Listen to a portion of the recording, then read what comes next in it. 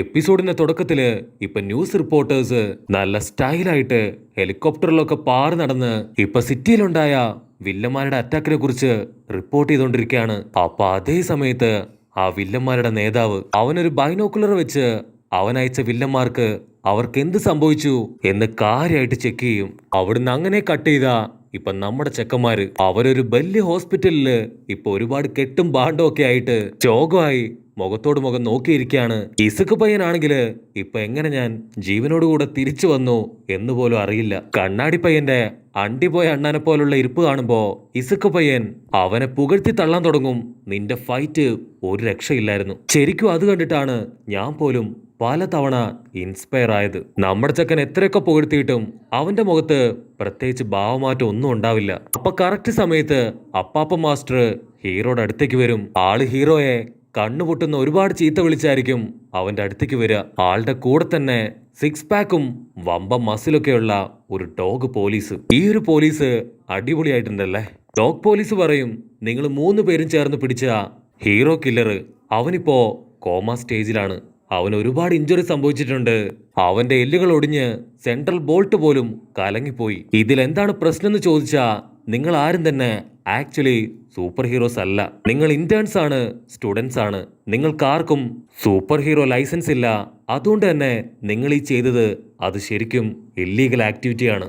അതുകൊണ്ട് നിങ്ങൾക്ക് 3 പേർക്കും ഇപ്പൊ പണിഷ്മെന്റ് തരാൻ പോവാണ്. അത് കേട്ട് നമ്മുടെ 3 ആശാമാർക്കും കലിപ്പ് കേറി വരും. കാരണം നമ്മുടെ ആൾക്കാര് അവരുടെ ജീവൻ പോലും പണയപ്പെടുത്തിയാണ് ഒരുപാട് പേരെ രക്ഷിച്ചത്. മാത്രമല്ല അവർക്ക് ഒരുപാട് പരുക്കും പറ്റി അവരുടെ ട്രെയിനിങ് പോലും ഇപ്പൊ നിർത്തിവെക്കേണ്ട അവസ്ഥയിലെത്തി. ഉടനെ ടോഡ്രോക്കി, നിങ്ങൾ എന്താ പറയണേ? ഞങ്ങൾ എല്ലാവരെയും രക്ഷിക്കാനാണ് ശ്രമിച്ചത്. ഇത്രയും വലിയൊരു കാര്യം ചെയ്തിട്ടും ഞങ്ങളെ പണിഷ് ചെയ്യാൻ പോവാണോ? നിങ്ങൾക്ക് വട്ടുണ്ടോ ചോദിക്കുമ്പോ അതിന് പോലീസ് ഡോഗ് പറയും, നിങ്ങൾ പറഞ്ഞതൊക്കെ സത്യമാണ്. പക്ഷേ റൂൾസ് ഈസ് ഓൾവേസ് റൂൾസ്. സ്കൂളിലെ മാസ്റ്റേഴ്സും ട്രെയിനേഴ്സും ഇതൊന്നും നിങ്ങൾക്ക് പറഞ്ഞു തന്നിട്ടില്ലേ? ഡോഗ് പോലീസ് പറയും, ഞാൻ പറഞ്ഞത് ആക്ച്വലി ലോയാണ്. ജനങ്ങൾ ആരെങ്കിലും നിങ്ങളുടെ ഈ കുൽസിത പരിപാടി കാണുകയോ റിപ്പോർട്ട് ചെയ്താൽ എനിക്ക് ഉറപ്പായിട്ടും ഈ ഒരു ആക്ഷൻ അത് സ്വീകരിക്കേണ്ടി വന്നേനെ. പക്ഷെ നിങ്ങളുടെ ഭാഗ്യത്തിന് ആരും തന്നെ അങ്ങനെ റിപ്പോർട്ട് ചെയ്തിട്ടില്ല. അതുകൊണ്ട് ഈ ഒരു ഫൈറ്റിന്റെ ഫുൾ റെസ്പോൺസിബിലിറ്റി അപ്പാപ്പ മാസ്റ്ററിനും ടോഡ്രോക്കിയുടെ പപ്പയ്ക്കുമാണ് ഞങ്ങൾ ഹാൻഡ് ഓവർ ചെയ്യുന്നത്. അങ്ങനെ ഒടുവില് ഡോഗ് പോലീസ് നമ്മുടെ 3 ആൾക്കാരെയും ഇപ്പൊ സേവ് ചെയ്തിരിക്കുകയാണ്. അത് കേൾക്കുമ്പോ നമ്മുടെ ആൾക്കാർക്ക് ഒരുപാട് വിഷമായി. ഇപ്പൊ പോലീസിനെ നോക്കി തലകുനിക്കും. സോറി, ഞങ്ങൾ കാര്യം അറിയാതെ എന്തൊക്കെയോ പറഞ്ഞു. ഞങ്ങളിനി ഒരിക്കലും ഇതുപോലുള്ള തെറ്റുകള് അത് ആവർത്തിക്കില്ല.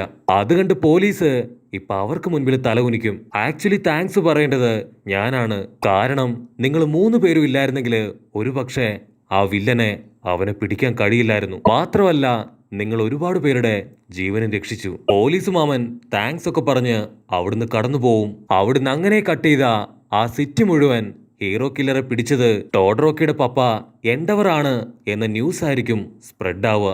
ഹീറോ കില്ലറെ കുറിച്ചുള്ള എല്ലാ കാര്യങ്ങളും ഇപ്പൊ കാട്ടുതീ പോലെ അടുത്ത സിറ്റികളിൽ പോലും സ്പ്രെഡ് ആയിക്കൊണ്ടിരിക്കുകയാണ്.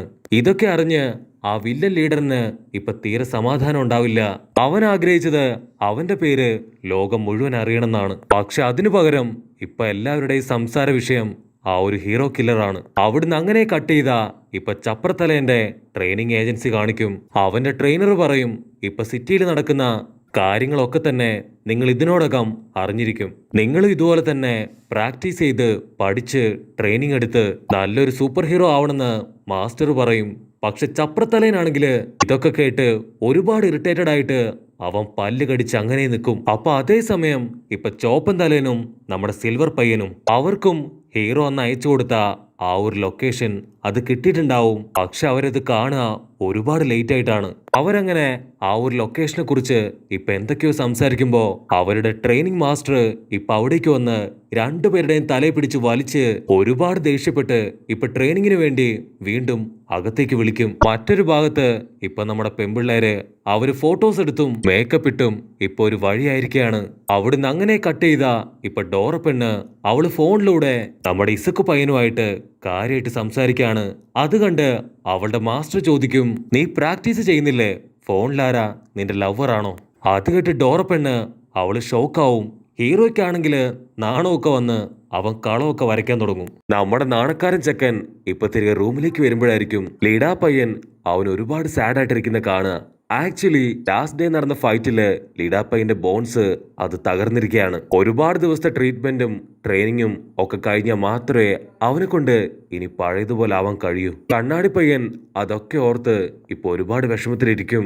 അതിന് ഇസക്ക് പയ്യൻ പറയും, നീ എന്തിനാ വിഷമിക്കണേ, എന്റെ കൈ നോക്ക്, നിന്റെ 2 കൈ ഒടിഞ്ഞതുപോലെ എന്റെ 2 കൈയും ഇപ്പൊ ഒടിഞ്ഞിരിക്കുകയാണ്. ഞാനും റിക്കവറായി വരണമെങ്കിൽ ഒരുപാട് നാളെടുക്കും. അതുകൊണ്ട് നമ്മൾ 2 പേരും സെയിം പിഞ്ചാണെന്ന് പറഞ്ഞ് അവര് പരസ്പരം നോക്കിച്ചിരിക്കും. പക്ഷെ അത് കാണുമ്പോ ടോഡറോക്കി അവന് ഒരുപാട് വിഷമാവും. കാരണം നമ്മുടെ ചെക്കന്റെ 1 കൈ മാത്രമേ ഇപ്പൊ ഒടിഞ്ഞിട്ടുള്ളൂ. അപ്പൊ ഒരുപാട് സങ്കടത്തില് അവൻ ചോദിക്കും, അപ്പൊ എന്നെ നിങ്ങളുടെ കൂടെ കൂട്ടില്ലേ? എന്റെ 1 കൈയേ ഒടിഞ്ഞിട്ടുള്ളൂ, അതുകൊണ്ട് ഞാൻ മാത്രം ഒറ്റപ്പെട്ടു പോയല്ലേ?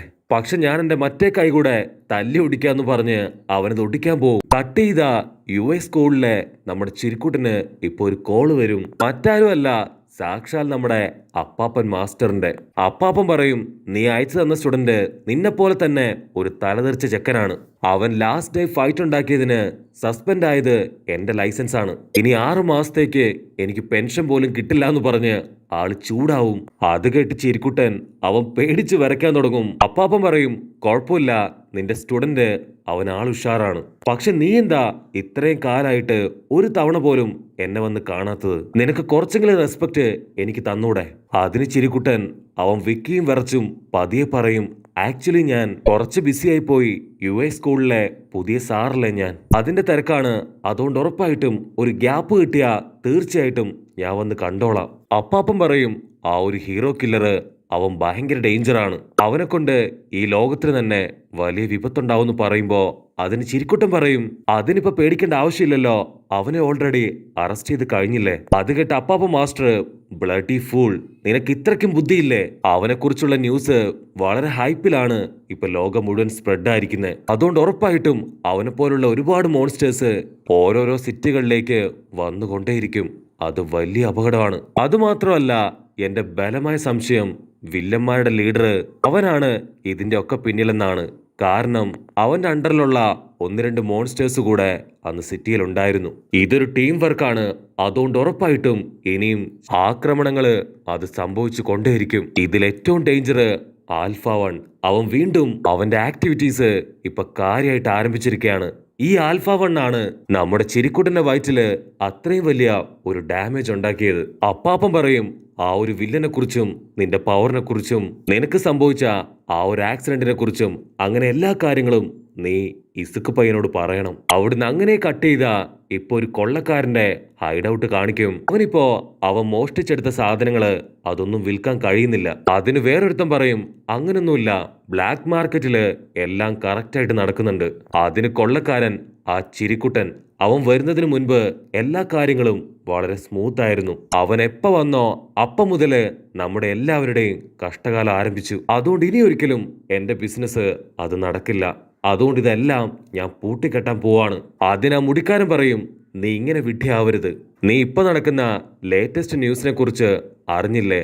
ആ ഹീറോ കില്ലർ അവനാണ് ഇപ്പോഴത്തെ ഹോട്ട് ന്യൂസ് എന്ന് പറഞ്ഞ് ഒരു വീഡിയോ ക്ലിപ്പിംഗ് അവന് കാണിച്ചു കൊടുക്കും. ആക്ച്വലി ഇവന്റെ റോൾ മോഡല് അത് ചിരിക്കുട്ടനായിരുന്നു. അവന് ചിരിക്കുട്ടനെ പോലെ ആയിത്തീരാനായി അവനൊരു പ്രൈവറ്റ് സ്കൂളിൽ പോലും ജോയിൻ ചെയ്ത് ട്രെയിനിങ് എടുത്തു. പക്ഷെ സ്റ്റഡീസിനിടയിൽ എന്തോ ഒരു മിസ്റ്റേക്ക് ചെയ്ത് അവൻ സ്കൂളിൽ നിന്ന് പുറത്താക്കപ്പെട്ടു. പിന്നീട് ഒരുപാട് ഹീറോസിനെ കണ്ട് നമ്മൾ പഠിക്കുന്ന സിസ്റ്റം അതിലൊക്കെ മിസ്റ്റേക്സ് ഉണ്ടെന്ന് പറഞ്ഞ് അവരെയൊക്കെ കൺവിൻസ് ചെയ്യാൻ ശ്രമിച്ചു. പക്ഷെ അതൊന്നും നടന്നില്ല. അവന്റെ പോയിന്റ് ഓഫ് വ്യൂവില് ഒരു യഥാർത്ഥ ഹീറോ സ്വന്തം ബോഡിയും സ്വന്തം കഴിവുകളും മറ്റുള്ളവർക്ക് വേണ്ടി ഉപയോഗിക്കുന്നവനാവണം എന്നതാണ്. പക്ഷെ ഇന്നത്തെ സൊസൈറ്റിയിൽ അങ്ങനെയല്ല. എല്ലാ സൂപ്പർ ഹീറോസും സ്വാർത്ഥ താല്പര്യങ്ങൾക്ക് വേണ്ടി മാത്രമാണ് ജീവിക്കുന്നത്. ആ ഒരു കാര്യം അവൻ ഇഷ്ടപ്പെടാതെ വന്നു. അതിനുശേഷമാണ് അങ്ങനെയുള്ള സൂപ്പർ ഹീറോസിനെ തേടി കണ്ടുപിടിച്ച് അവനെ കൊല്ലാനായിട്ട് അവൻ ആരംഭിച്ചത്. അവരെ കൊല്ലുന്നതിലൂടെ ബാക്കിയുള്ളവരെങ്കിലും അത് കണ്ട് പേടിച്ച് സ്വയമേ തിരുത്തുമെന്ന് അവൻ ചിന്തിച്ചു. അങ്ങനെ ഒരുപാട് പേരെ കൊന്ന് അവനിപ്പോ ലോകം മുഴുവൻ ശ്രദ്ധ പിടിച്ചു പറ്റിയിരിക്കുകയാണ്. ഈ കാര്യം അറിഞ്ഞ് ലോകത്തിലുള്ള നാനാവിധമായ വില്ലന്മാര് അവരൊത്തുചേർന്ന് ലീഗ് ഓഫ് വില്ലൻസ് അത് സ്റ്റാർട്ടാകും എന്ന് പറയുന്നതോട് കൂടെ ഈ ഒരു എപ്പിസോഡും അവസാനിക്കുന്നു. എപ്പിസോഡ് ഇഷ്ടപ്പെടുകയാണെങ്കിൽ തീർച്ചയായിട്ടും ലൈക്ക് ചെയ്യാനും കമന്റ് ചെയ്യാനും ഷെയർ ചെയ്യാനും മറക്കല്ലേ. അടുത്തൊരു അടിപൊളി എപ്പിസോഡുമായിട്ട് കാണുന്നവരെ ഇറ്റ്സ് മീ വിത്ത് ഗോ പൊളി.